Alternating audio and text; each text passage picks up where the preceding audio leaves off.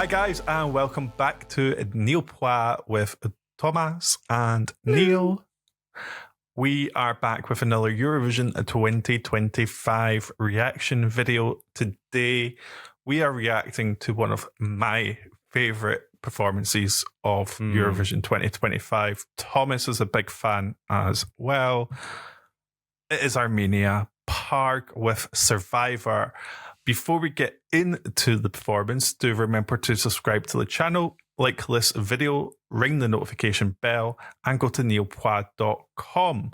You'll find all of our links there, and you can also go to Linktree Eurovision Podcrawl, and you will find out more information about the lovely Eurovision Podcrawl we are taking part in with some of your favourite podcasters.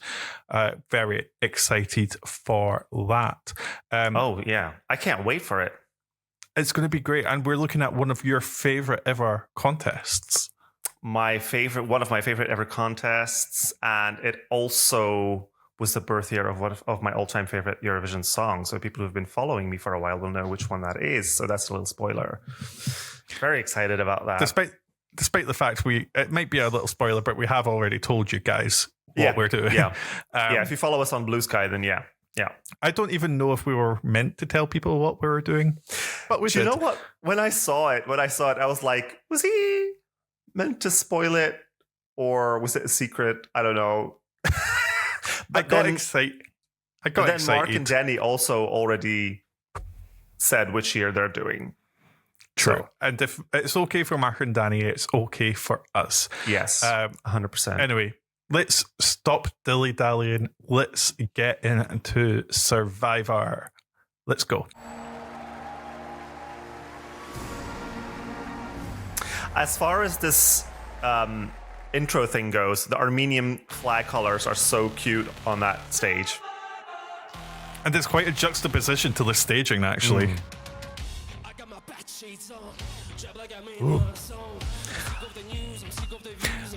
Honestly, I forgot how good this was. I didn't forget, but like every time I see it, I'm like, oh.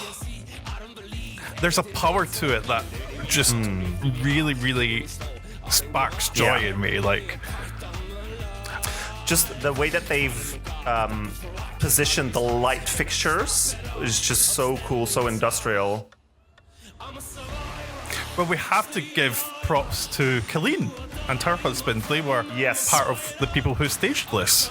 Yeah.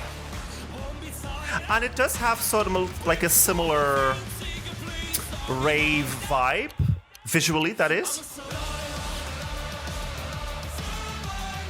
Oh, out of breath watching this. If Robin Bengtsson is checking this out, this is how you do treadmills. Great use of the not the satellite stage, but like the sort of like, what's it called? The frame.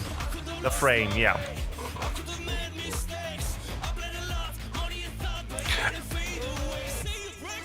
This is my favorite bit.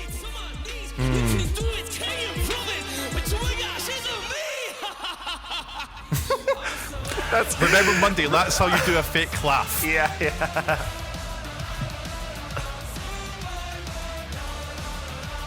Some pyro. Can we also just take a moment to talk about how good he looks? Oh, just the dirt, the outfit, it just all works. This is a good part. We always love a little bit of native tongue, so lovely use of Armenian. We do love a native tongue, yes.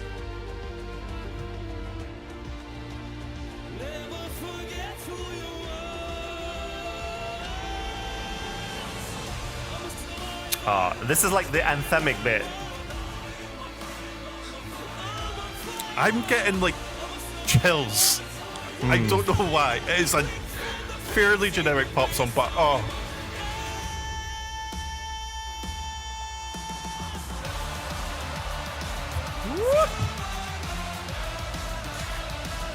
I'm always so nervous that he's just gonna fall flat on his face on that treadmill. Luckily he doesn't. He doesn't do a Loreen. I always forget about that.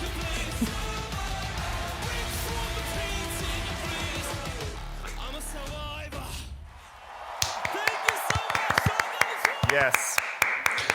Oh, Yes. PARG. More. Will we just watch it again? Yeah. Like, there's nothing to stop us. To be honest, I have been watching it over and over again since the final, so it is just really good. I know a lot of people liked to, I'm going to just say it, shit on it a little bit. Like you know what? If you're not a fan of it, that's of course fine. That's your prerogative. But I feel like people just, I don't know whether it's the fact that it's really generic, if it's the fact it's on the more masculine side of pop. Like this is, in terms of staging and sonically, this is quite hyper masculine. But I then saw people turn that into an argument of this being a display of toxic masculinity. And that's the last thing I ever got. PARG, in any interview I ever saw with him, he was always a sweetheart. He looked at every moment of that performance and throughout the 2 weeks in Basel like he was having the time of his life. And you know what? That's what I want for all Eurovision artists, to just really enjoy it. We've said before, this has sort of that Imagine Dragons feel to it, you know, that sort of like more drummy, more bassy, just like a little bit louder, a bit more in your face. And it just really works. Yeah, don't mind me. I just put a chat message because I wrote something down that I needed to remember to say and I didn't mean to enter. But yeah, I completely agree. Which is what I was writing down with like yes, it is generic. It's not the most groundbreaking song. It's not the best song in the competition, but for Eurovision, it does what it has to do, and it works perfectly for a big stage. It works for a TV show. And this is how, why we often say like staging can really make or break a song. Because so many songs that have been middle of the road have been elevated with staging. If you look at Eleni Ferreira, nobody saw that song coming second when it came out. But the staging just elevated it to that level. Slow Mo by Chanel, same thing. Even with like Laura Tesoro or Gustav, songs that all have been also shat on a little bit and then were really elevated with great staging, great camera work, good vocals. When we talk about the masculinity and the toxic masculinity in this, I completely disagree that there is any toxic masculinity in there.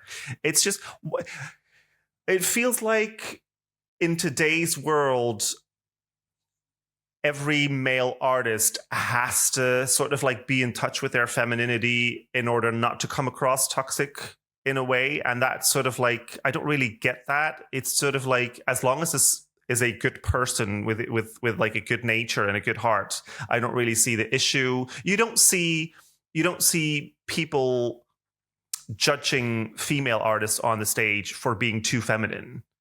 You only ever see that issue with men being too masculine. And I don't really understand what is too masculine about this performance, apart from the fact that he does have his chest out. On the reverse side, no, you don't necessarily get too feminine for ladies, but our female contestants do often get the too sexy, or too scanty, they get that sort of. Yeah, that's the other side of the. So there are, you know what, we just love everyone. Exactly. And for me, this as a whole package is just actually really quite amazing to see pull off from the Armenian national final, which it was the best of. Me and Tomas both agree on that. We were so happy it won. All the way through to seeing this, the evolution of this performance is absolutely insane.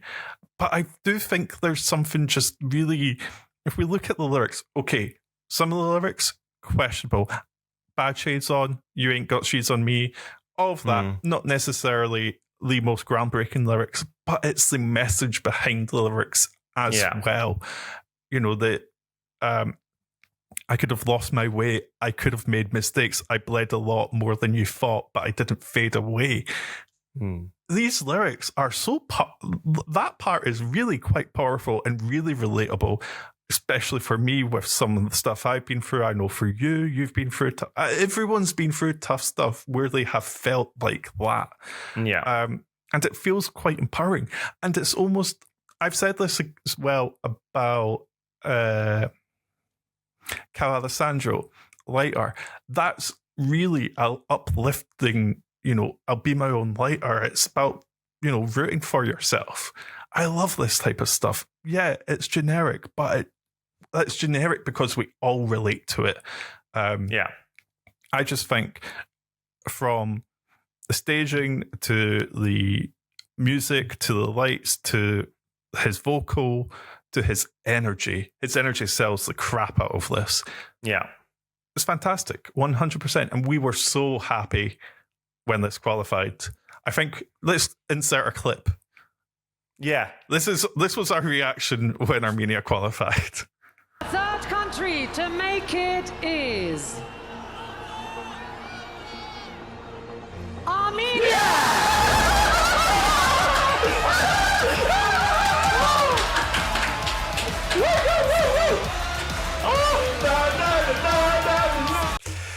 Oh my God. I think we probably, if any of the neighbors were sleeping at that point, they woke up from that moment because we just screamed so loud. Like I was watching that video the night after, or the same night in bed, and I had my headphones in. Honestly, I thought I'd gone deaf. It was really that was such a fun night, especially after, because that was semifinal 2, right? Yeah. It was. And after semifinal 1, those results were abysmal, obviously. And then also Australia not qualifying in semifinal 2. So that was a bit of a more positive thing from that night. But yeah, staging here was so phenomenal. I also liked the sort of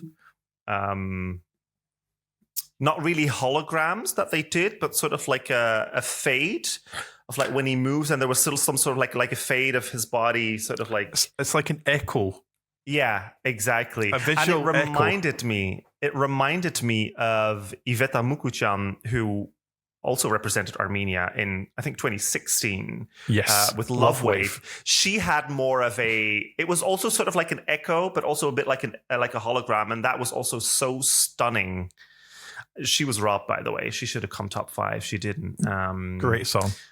But yeah, Armenia have really blessed us with some really, really great performances and some great songs. Yeah. Honestly. And I was really glad that this one continued their, qualification from last year, because last year was Chef's Kiss of a song. Yeah. The energy My that favorite brought of the year to the venue was absolutely insane. Tomas fell in love with Jaakko. Maybe slightly too much in a way that there could have been a restraining order filed, but there wasn't. If anything, she came very close to me. No, it was me in the Euroclip who went, Jaakko! But no, I think this is a good, sort of continuation on that. Yes, it didn't do as good as Jaakko. I wouldn't have expected it to. I was just happy for it to get into the final. I felt it was worthy, and it was proven so. Yeah, I just love this. I could speak for ages about how much I love PARG, about how much I love this song. And I'm not even talking about how much I love PARG physically. Yes, he's a very attractive man, but the energy that I mentioned, I just sort of fell in love with him as a person. Like, he was one of the ones this year who really stood out to me as just really, really lovable and likable. And yeah, his Instagram stories and stuff like that were really wholesome. There was a lot of really lovely content. Yeah. Do you remember when he did the Instagram video when he was finally talking about the message of his song, but we thought for a split second, we both thought he was coming out? Yes. He has a girlfriend. Because I've learned that since. Because I think you sent me a message like, hang on, did he just come out on Instagram? And I was thinking the exact same thing. Obviously he wasn't, but it did sort of like feel like that was the direction he was going in. And I was like, oh my God. And if he was, that would have been me deaded. I would have been hopelessly in love. I still am, but like that would have been me finished. Well, I feel like that's a good place for us to end. What did you think of PARG? Let us know in the comments. Remember to subscribe to the channel, like this video, ring the notification bell, and go to niallpoints.com and link tr.ee/Eurovision podcrawl. Follow everyone that's taken part and check out ESC Insights premiere episode looking at 1959. And we will see you very soon. Goodbye.